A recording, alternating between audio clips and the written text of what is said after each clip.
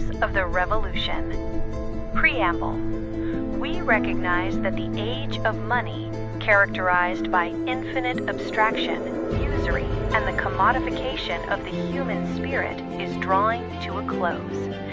To build a civilization that survives and thrives, we must return to the laws of reality, nature, and service. We hereby establish these pillars as the foundation of our new order.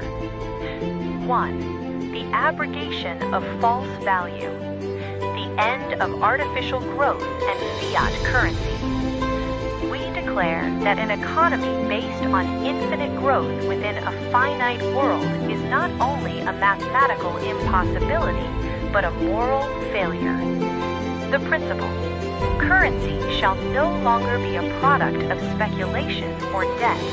We shall dismantle the engines of fiat currency that allow wealth to be generated without labor or creation. The mandate: value shall henceforth be tied to tangible resources, energy, and human effort. The hoarding of abstract wealth is abolished.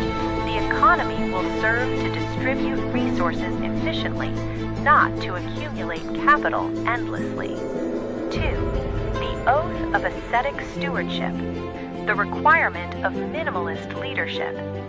To rule is to serve, and to serve is to sacrifice. The pursuit of public office must never again be a path to personal enrichment. The principle: those who seek to lead must first prove they do not desire the spoils of power. The mandate: every public official, magistrate, and leader shall swear the oath of minimalist stewardship. They shall divest themselves of private luxury and live in simple communal provisions for the duration of their tenure. Like the monks and guardians of old, they shall own nothing, that they might effectively steward everything. Their sworn duty is to be the greatest servant, placing the needs of the populace strictly above their own comfort. 3. The restoration of durability. The end of planned obsolescence. In a world free of artificial growth, the cycle of buy, break, replace is an obscenity. The principle: we reject the culture of disposability. The integrity of a civilization is measured by the longevity of its creations. The mandate: all goods produced must be designed for maximum durability, repairability, and utility. To design an object to fail is a crime against resources. We shall elevate craftsmanship and engineering over marketing and consumption. 4. The merit of contribution. Social status via service, not accumulation. If money no longer defines worth, then action must take its place. The principle: a human being's standing in society is not measured by what they possess, but by what they contribute to the collective well-being. The mandate: social hierarchy, if it must exist, shall be based on demonstrable merit and service. The teacher, the healer, the farmer, and the builder are the aristocracy of this new age. The parasite who extracts value without contributing labor shall find no harbor here. V. The law of regenerative balance, harmonizing with the natural baseline. We acknowledge that the earth is not a commodity to be liquidated, but the physical host of our existence. The principle: we cannot take more than the system can replenish. The mandate: our industry and agriculture must move from extractive to regenerative. Any enterprise that permanently damages the ecosystem for temporary gain is an act of violence against the future and is hereby forbidden. We act as gardeners of the planet, not its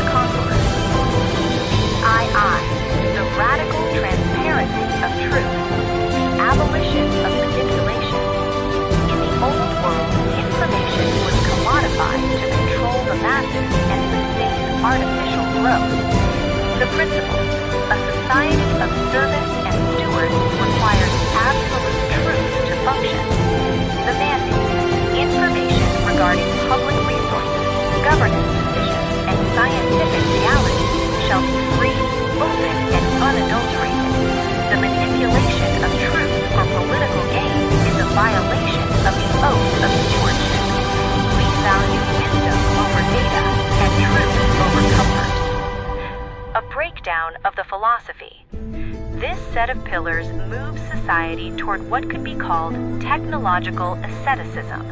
Pillar 1 and 2 destroy the motivation for corruption, greed. Pillar 2 and 5 ensure the physical survival of the species, sustainability.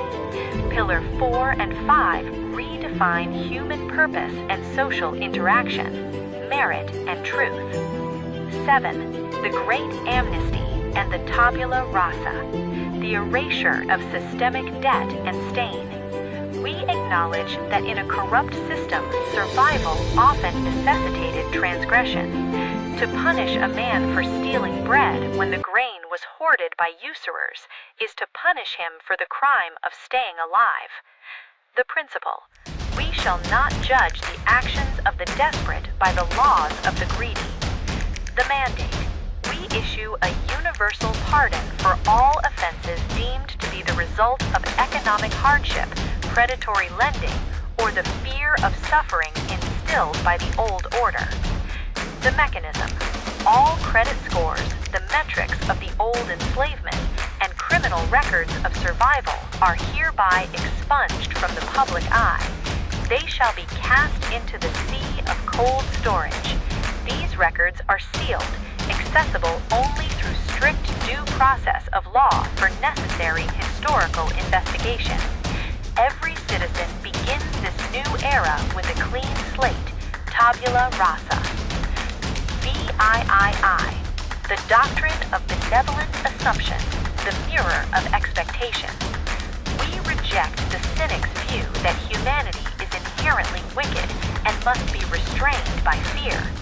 We understand that a society that treats its people like criminals inevitably creates them. The principle: expectation shapes reality. If we project failure and criminality upon the people, we become the architects of their downfall. If we extend faith, we invite them to rise. The mandate: our governance, our policing, and our daily interactions shall operate on the presumption of worth. We assume the best in one another first. We replace the preemptive suspicion of the old police state with a culture of inspirational trust.